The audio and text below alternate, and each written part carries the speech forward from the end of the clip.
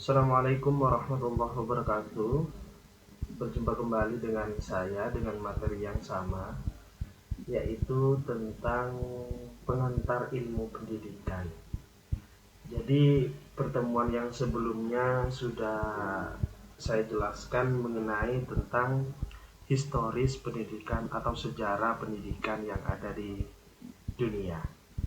Sekarang akan menjelaskan tentang aliran-aliran pendidikan.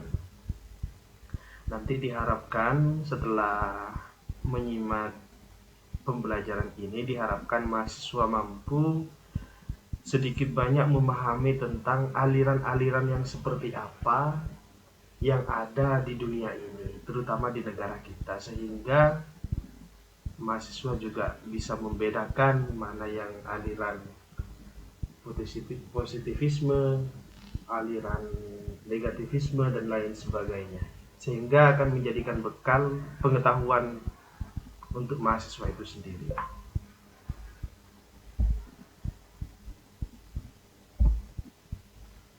Aliran pendidikan yang pertama yaitu developmentalisme. Aliran ini dikenal pada abad 16 sampai 17 yang dikembangkan oleh Edgar pada tahun 1991. Dalam aliran pendidikan ini, menurutnya, manusia adalah makhluk pendosa, sehingga hadirnya pendidikan dapat memperbaiki semuanya. Jadi, dalam aliran ini beranggapan bahwa manusia ini merupakan makhluk yang memiliki banyak kesalahan, memiliki banyak kekurangan, sehingga dengan hadirnya sebuah pendidikan dapat memberikan pemahaman bahwa seseorang itu dapat berubah, baik itu berubah pengetahuannya dari yang tidak tahu menjadi tahu, berubah dari segi sikapnya dari yang kurang baik menjadi baik, dan lain sebagainya.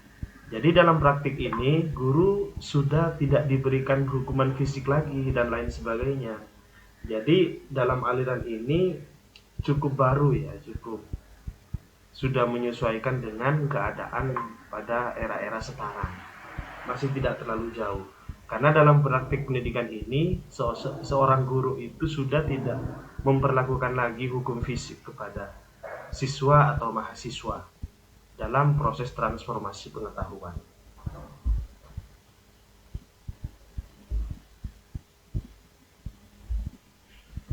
Aliran pendidikan developmentalisme sangat dipengaruhi oleh filsafat naturalisme. Seperti yang disampaikan di awal, apa itu filsafat naturalisme? Filsafat naturalisme berpandangan bahwa kenyataan yang sebenarnya adalah alam semesta.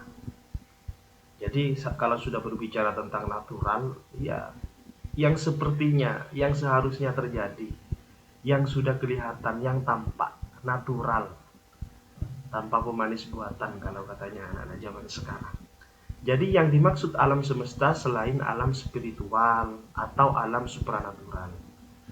Jadi yang nyata, yang bisa dilihat dan bisa dideskripsikan. Ada beberapa karakteristik filsafat naturalisme. Yang pertama yaitu pembawaan baik, yang kedua negativisme, yang ketiga natural atau yang disebut tentang naturalisme. Jadi ketiga karakteristik tersebut mempunyai perbedaan pembahasan yang dimaksudkan dapat menjadikan sebuah sinkronisasi antara satu dengan yang lain.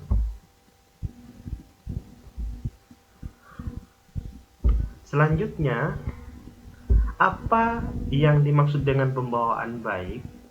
Pembawaan baik adalah aliran yang mempercayai bahwa anak yang terlahir sudah sempurna. Jadi, seseorang itu seharusnya sudah tidak perlu khawatir lagi jika orang-orang atau pendidikan yang menganggap atau mengikuti aliran developmentalisme. Jadi pembawaan baik itu pasti ada pada anak yang baru saja dilahirkan, sehingga sudah sempurna, sudah kompleks. Dan bagaimana agar menjaga kestabilan, terus peningkatan daya berpikir dan lain sebagainya. Ia sebagai seorang agen sosialisasi, misalkan kalau dikaitkan dengan ilmu sosiologi. Ia karena yang memperkenalkan dunia itu adalah keluarga. Jadi sebagai keluarga harus menjadi fasilitator yang baik untuk anaknya, sehingga pembawaan baik ini tidak hilang dan terfasilitasi, sehingga menjadi pribadi yang semakin mapan sesuai dengan karakteristik anak itu sendiri. Terus yang kedua, negativisme adalah aliran yang mempercayai bahwa pendidikan untuk anak sejatinya tidaklah diperlukan. Hal ini ada beberapa paradigma yang perlu diperhatikan, bahwa dikatakan tidak diperlukan ini jangan dianggap sebagai pemahaman yang sangat spesifik atau dari sudut pandang satu saja.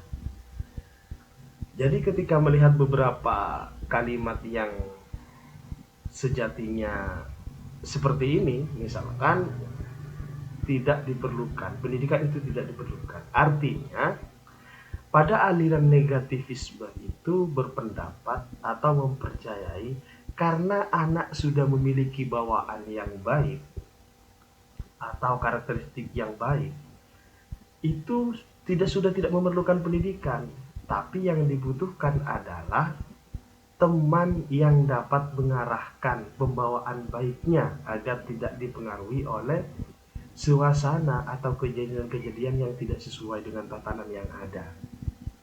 Jadi makanya jangan kaget atau ketika melihat ada beberapa teman-teman atau anak yang sama sekali tidak sekolah, tapi dia memiliki kecerdasan yang sangat luar biasa. Karena apa? Ya faktor lingkungan itu tidak mempengaruhi dia menjadi orang yang tidak baik.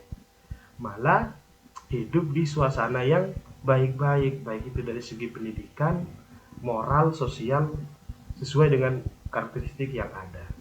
Jadi tidak dipengaruhi oleh orang-orang yang kurang baik, yang dapat mengarahkan dia ke sesuatu yang tidak baik. Yang ketiga, natural. Dalam hal ini berpendapat bahwa pendidikan terhadap anak harusnya dilakukan secara alami dan diberikan kebebasan. Nah, antara ketiga ini saling mempengaruhi. Kenapa demikian? Harusnya dilakukan secara alami tanpa harus ada paksaan. Misalkan saya kasih contoh. Ada seorang bayi yang baru lahir. Bayi itu pasti sudah memiliki bawaan yang sangat baik jika kita mengacu pada aliran developmentalisme. Pembawaan yang baik. Kenapa baik? Kalau kita dikaji dari segi agama, bayi yang lahir itu sudah tidak mempunyai dosa sama sekali. Jadi sempurna. Setelah itu, karena aliran ini menganggap negativisme itu berpendapat tidaklah memerlukan pendidikan, karena itu hidup di sebuah lingkungan yang sangat mendukung, misalkan tidak ada pengaruh-pengaruh negatif atau sesuatu yang tidak dapat memberikan sebuah aliran yang dapat merusak karakteristiknya. Setelah itu, setelah dewasa, mereka atau dia, anak kecil yang tadi itu, diperlakukan selayaknya masyarakat di sana itu memperlakukan anak yang lain. Nah, yang jelas ketika ketiga-tiganya ini dilakukan dan saling mendukung, anak itu akan memiliki sebuah perkembangan yang sangat luar biasa. Pertama, pembawaan baiknya itu tidak dipengaruhi oleh sosialnya. Terus yang kedua, meskipun dia tidak sekolah atau tidak berada di lingkungan lembaga pendidikan formal, tapi dia selalu tidak pernah dihalang-halangi oleh masyarakat sekitar. Jadi selalu didukung berdasarkan ya saling support dan lain sebagainya, diperlakukan sebagaimana anak itu di sana diperlakukan. Maka hasilnya dalam aliran developmentalisme di sini, hasilnya akan tetap sesuai dengan karakteristik atau bakat yang dia miliki tanpa ada perubahan sedikit pun. Karena sejatinya sebuah kecerdasan itu tergantung fase-fase umur yang dapat meningkatkan atau merubah kestabilan anak itu sendiri. Dalam metode pendidikan developmentalisme di sini setidaknya memuat sebagai berikut. Yang pertama, impression atau pengamatan. Pengamatan di sini yang tidak saja dilakukan melalui panca indera, tetapi juga melalui unsur emosional. Yang kedua, expression atau ekspresi bisa dilakukan atau dialami dalam bentuk bahasa, benda-benda, bilangan, dan hitungan moral. Sebenarnya kalau dikaitkan dengan era pendidikan zaman sekarang itu sangat ada kemiripan. Karena kenapa demikian? Sekarang itu kan proses pembelajarannya harus bermakna. Sedangkan bermakna itu harus hal-hal yang dapat dilakukan atau dirasakan oleh siswa itu sendiri atau anak itu sendiri. Jadi ketika dikaitkan dengan pendidikan era sekarang masih ada keterkaitan. Selanjutnya, bagaimana developmentalisme dilakukan di Indonesia? Dapat diketahui bahwa institusi yang menganut paham developmentalisme adalah sekolah alam. Nah, sekolah alam ini alirannya agak begitu sama sehingga dapat dimasukkan pada contoh aliran developmentalisme di Indonesia. Sekolah alam banyak, di Malang ada, di Surabaya ada, bahkan di Banyuwangi ada. Coba di browsing dan lihat proses pembelajarannya seperti apa. Pasti ada karakteristik-karakteristik yang membedakan dengan sekolah lain. Alasannya seperti apa? Kok bisa dikatakan sekolah alam itu menganut aliran developmentalisme? Yang pertama, sekolah alam meyakini bahwa setiap anak didik datang ke sekolah dengan membawa potensi yang berbeda. Mereka bukannya wax yang bisa dibentuk sesuka hati oleh seseorang pendidik. Juga bukan kertas kosong yang bisa ditulis berdasarkan keinginan peserta didik. Jadi, karakteristik sekolah alam sudah meyakini bahwa ada potensi-potensi yang berbeda sehingga seorang guru atau lembaga institusi tidak harus memberikan sebuah bentukan kepada anak itu sendiri, tapi menjadikan anak itu sebagai agen of change. Kita harus memberikan fasilitas bagaimana agar karakteristik atau bakat yang dimiliki oleh seorang anak itu menjadi terstimulus sehingga ada respon tertentu dari anak itu sendiri. Yang kedua, karena yakin setiap anak membawa potensi masing-masing, maka pendidik memosisikan dirinya sebagai fasilitator seperti yang disampaikan tadi. Fasilitator apa gunanya? Adalah hanya untuk mendampingi seseorang atau seorang peserta didik untuk meningkatkan kapasitas dan kualitas dirinya sendiri berdasarkan karakteristik dan bakatnya. Jadi guru selalu mendorong anak untuk aktif atas pelajarannya sendiri. Oleh karena itu, sekolah alam dikenal dengan action learning, yang berarti memecahkan masalah dengan cara bertindak. Sedangkan yang ketiga atau karakteristik sekolah alam yang terakhir yaitu tentang setting pembelajarannya tidaklah artifisial seperti duduk di atas kursi dengan sebuah meja di dalam kelas.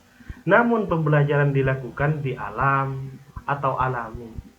Bisa dilakukan di berbagai tempat sesuai dengan kebutuhan pada sebuah pembahasan yang akan dilaksanakan oleh seorang guru. Jadi ketiga karakteristik ini mengacu pada aliran-aliran developmentalisme sehingga sekolah alam dijadikan sebuah contoh yang menganut aliran developmentalisme di Indonesia. Jadi mungkin hanya itu yang dapat saya sampaikan pada pertemuan yang kesekian kalinya tentang materi pengantar ilmu pendidikan. Jadi diharapkan dengan adanya pembelajaran seperti ini, mahasiswa dapat menyimak sehingga dapat mengambil intisari pada pembelajaran ini. Terima kasih. Wallahul muwaffiq ila aqwamit thoriq. Wassalamualaikum warahmatullahi wabarakatuh.